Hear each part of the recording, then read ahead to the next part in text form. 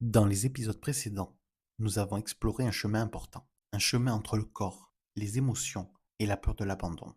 Nous avons vu comment certaines réactions peuvent apparaître très rapidement, comment le corps peut garder la trace de ce qu'il a vécu, comment le système nerveux peut rester en alerte, même lorsque le danger n'est plus réellement là. Et surtout, nous avons vu qu'il est possible de changer cela. Pas d'un coup, pas en forçant, mais progressivement. Parce que la mémoire du corps n'est pas figée, elle évolue, elle s'adapte, elle se transforme. Chaque moment où tu respires un peu plus calmement, chaque moment où tu restes présent malgré la peur, chaque instant où tu t'écoutes plutôt que de te juger, tout cela modifie quelque chose en profondeur. Le système nerveux apprend. Il apprend que certaines situations ne sont plus dangereuses. Il apprend qu'il peut relâcher la tension.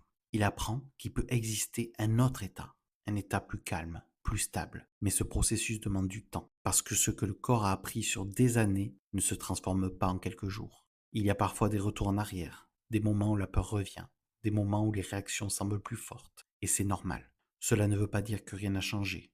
Cela fait partie du processus, comme un mouvement qui avance par étapes. Ce qui compte, ce n'est pas de ne plus ressentir. Ce n'est pas de supprimer la peur, c'est de transformer la relation que tu as avec elle. Petit à petit, la peur prend moins de place. Elle devient moins envahissante, moins rapide, moins puissante. Et à sa place, quelque chose peut apparaître. Un peu plus de calme, un peu plus de stabilité, un peu plus de sécurité. Une sécurité qui ne dépend pas seulement de l'extérieur, mais qui commence à exister à l'intérieur. Et c'est souvent là que quelque chose change profondément. Parce que lorsque le corps commence à se sentir un peu plus en sécurité, les relations peuvent aussi évoluer. Le regard que l'on porte sur soi change. La manière d'entrer en lien change.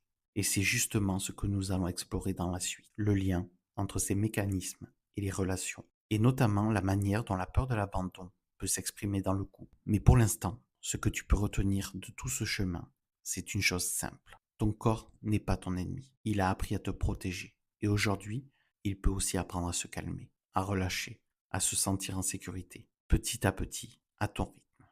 Merci d'être là. Si tu veux approfondir ces mécanismes, tu peux retrouver des témoignages et des ressources sur le site ensembleborderline.fr. À très bientôt pour le prochain épisode.